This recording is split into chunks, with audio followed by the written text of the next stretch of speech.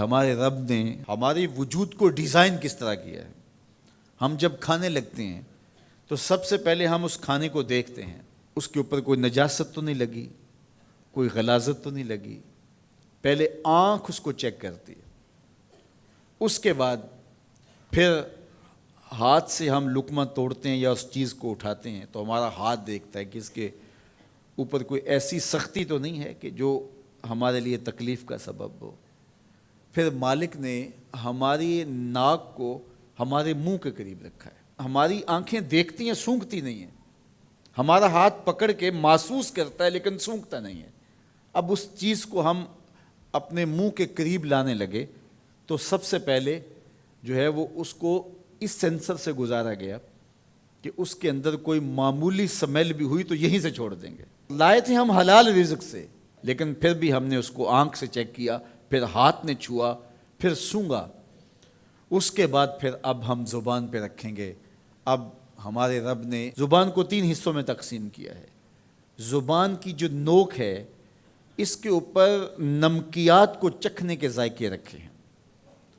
زبان کا درمیانہ حصہ جو ہے یہ مٹھاس کا احساس کرتا ہے، اور حلق کے قریب جو حصہ ہے یہ کڑواہٹ کا احساس کرتا ہے۔ تو اب اس کو زبان پر رکھ کے چکھا کہ یہ بد ذائقہ تو نہیں ہے۔ اب زبان نے بھی کہہ دیا کہ اس کا ذائقہ بھی ٹھیک ہے۔ اب دانتوں کی چکی میں پیسا کہ اس کے اندر کوئی ایسی چیز تو نہیں ہے کہ جو تمہارے معدے پہ شاق ہو، پھر تمہارے حلق سے نیچے اترا۔ وہ رب نہیں چاہتا تمہارے حلق میں ایک لقمہ بھی ایسا جائے جس میں ذائقہ نہ ہو، جس کے اندر بدبو ہو، جس میں تعفن ہو، جس پر کوئی غلاظت ہو اور جو ناپسندیدہ ہو۔ تمہارا رب چاہتا ہے تم طیب لو، ستھرا لو، تاکہ تمہارا ظاہر بھی ستھرا ہے، تمہارے وجود کا حصہ بننے والی غذا جو ہے وہ بھی پاک اور ستھری ہو۔ تمہارا رب تمہیں صاف دیکھنا چاہتا ہے، صاف رکھنا چاہتا ہے۔ یہ تمہارے لیے اس رب کی تلقین ہے کہ تم صاف رہو۔ جو کھانے کا وضو ہے وہ ہاتھ دھونا ہے اور کلی کرنا ہے۔ جب تم کھانا کھانے لگو تو ہاتھ دھو لو اور اس کے بعد کلی کرو، اور اس کے بعد کھانا شروع کرو، اور کھانے کے بعد پھر دوبارہ کلی کرو۔ اور ہمیں بار بار مسواک کرنے کی تلقین کی گئی۔ مسواک منہ کو صاف کرتی ہے اور رب کو راضی رکھتی ہے۔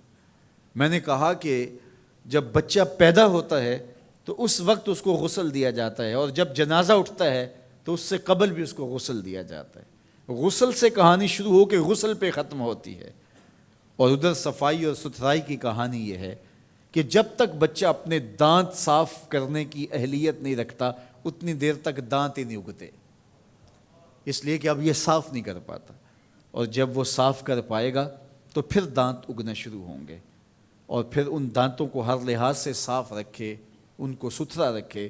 میرے اور آپ کے آقا و مولا حضور ختم المرتبت صلی اللہ علیہ وآلہ وسلم کا جب آخری وقت آیا اور حضرت اسرائیل علیہ السلام قبض روح کے لیے اجازت طلب کر رہے تھے تو حضور نے فرمایا عائشہ مسواک دو، تو حضور کو مسواک دی گئی۔ نکاحت تھی، کمزوری تھی، اور مسواک سخت تھی، تو حضور نے ارشاد فرمایا عائشہ اس کو چبا کے دو۔ تو ام المومنین سیدہ عائشہ رضی اللہ تعالیٰ عنہ فرماتی ہیں میں خوش قسمت ہوں کہ آخری لمحات میں میرا لعاب اور حضور کا لعاب مل گیا۔ تو انہوں نے چبا کے نرم کر کے حضور کو مسواک دی، اور حضور نے اس آخری وقت میں جب انتہائی نکاحت اور کمزوری تھی مسواک کی کہ میں اپنے رب کے حضور حاضر ہو رہا ہوں۔ تو ہمارے دین نے ہمیں یہ تلقین کی ہے کہ تم اپنے آپ کو بھی صاف رکھو، اپنے وجود کو بھی صاف رکھو، اپنے بالوں کو بھی صاف رکھو، اپنے لباس کو بھی ستھرا رکھو، لیکن پھر اس پہ اکتفا نہیں ہے۔ جہاں تم رہتے ہو اس جگہ کو بھی تم صاف رکھو، اپنے اطراف کے ماحول کو بھی صاف رکھو، اپنے گھر کو بھی صاف رکھو، اور اپنی گلی کو اور اپنے محلے کی صفائی کا اہتمام کرو۔